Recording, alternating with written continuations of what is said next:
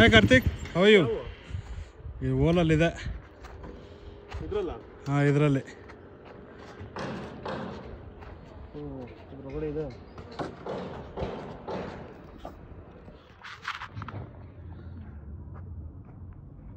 ತುಂಬ ದೊಡ್ಡದಾಗಿ ಇದೆ ರಸಲ್ ವೈಪರ್.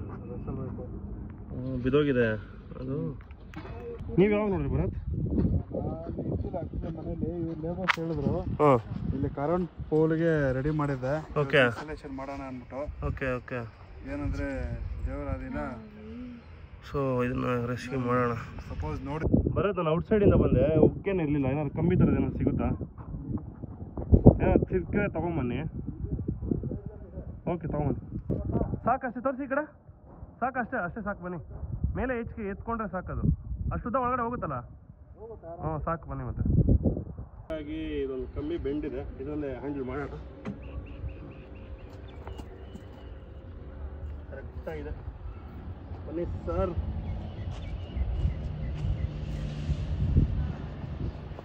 ದೂರ ದೂರ ತಗೊಂಡು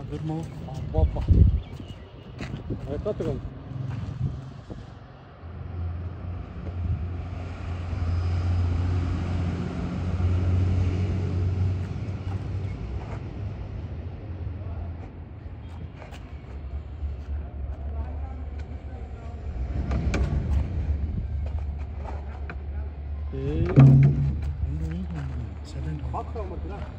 ಹಾಂ, ಬಾಕ್ಸ್ ತಗೊಂಡ್ಬನ್ನಿ. ಸ್ವಲ್ಪ ಈ ಕಡೆ ಕ್ಯಾಚ್ ಆಗ್ತದೆ. ಬಾಕ್ಸಾ ಈಗ ಹಾಕಿ ಹಾಕ್ಲಾ? ಹಾಕಿ.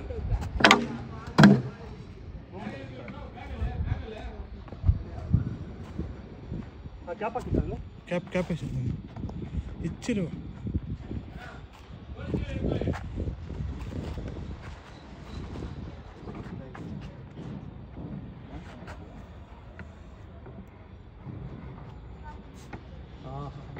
ಹಿಂಡಿ